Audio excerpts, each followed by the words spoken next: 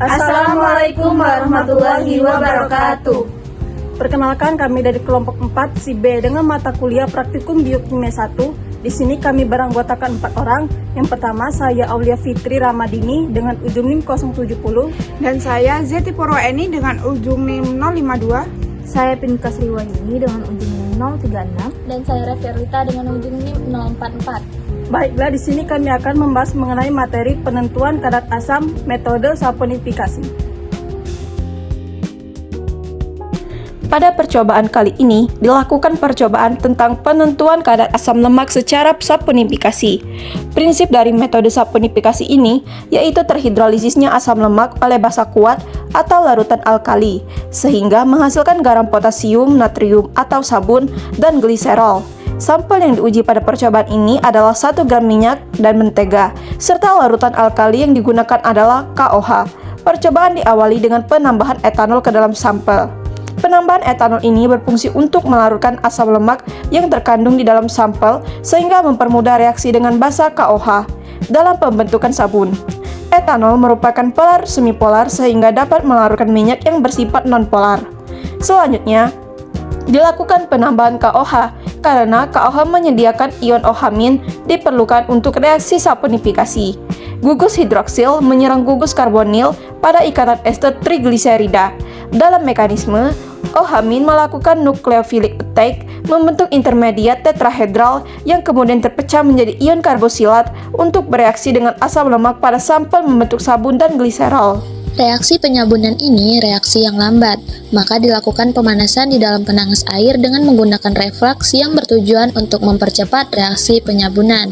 Pelarut yang dipakai yaitu etanol atau ether, titik didihnya itu 78 derajat Celcius, ia bersifat volatil. Jika dipanaskan langsung tanpa reflux, pelarutnya akan menguap dan hilang. Nah, reaksi akan berhenti karena lemak dan KOH jadi tidak homogen lagi. Reflux membuat pelarut mendidih tapi uapnya dikembalikan lagi.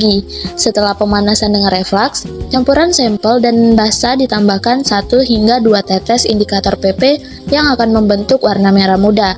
Lalu dititrasi dengan HCl yang berfungsi sebagai titran hingga berbentuk larutan yang tidak berwarna, yang menandakan telah tercapai titik akhir titrasi. Jika berada pada suasana basa, akan berwarna merah, dan jika berada pada suasana asam, akan tidak berwarna. Nah, volume titran HCl yang didapatkan pada blanko, sampel minyak sayur, dan sampel mentega berturut-turut sebesar 25,5 mili, 17 mili, dan 19 ml. Volume asam klorida yang diperoleh dari hasil titrasi digunakan untuk menentukan kadar kalium hidroksida yang bereaksi dengan lemak pada sambal mentega dan minyak sayur. Volume kalium hidroksida digunakan untuk menentukan bilangan penyabunan minyak atau lemak. Bilangan penyabunan adalah jumlah mg kalium hidroksida yang diperlukan untuk menyabunkan secara sempurna 1 gram minyak atau lemak. Apabila minyak atau lemak direaksikan dengan larutan kalium hidroksida berlebih dalam etanol, maka kalium hidroksida akan bereaksi dengan trigliserida yaitu 3 molekul kalium hidroksida, bereaksi dengan 1 molekul minyak atau lemak.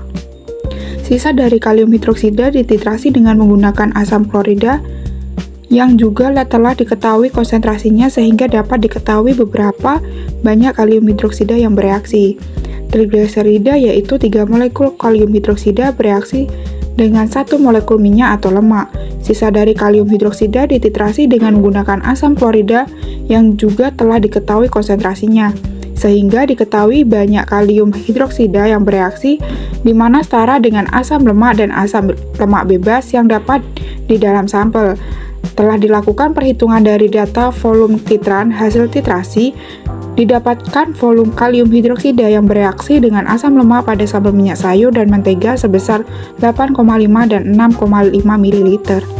Hasil perhitungan yang didapatkan dari data yang diperoleh yaitu kadar asam lemak pada minyak sayur sebesar 2,238 gram, rendemen pada sampel minyak sayur sebesar 23,8%, dan bilangan penyabunan pada sampel minyak sayur sebesar 238 mg KOH atau gram.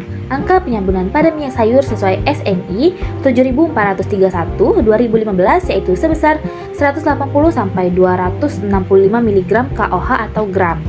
Apabila semakin rendah nilai saponifikasi, maka semakin tinggi asam lemak yang terkandung.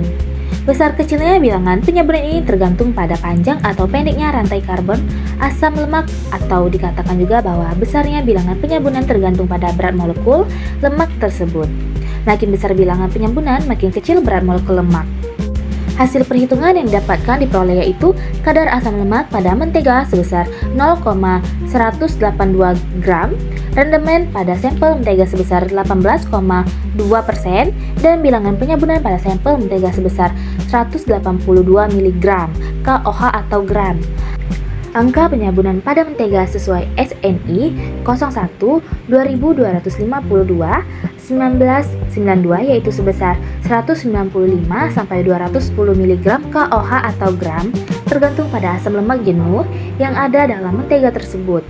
Apabila semakin rendah nilai saponifikasi, maka semakin tinggi asam lemak yang terkandung.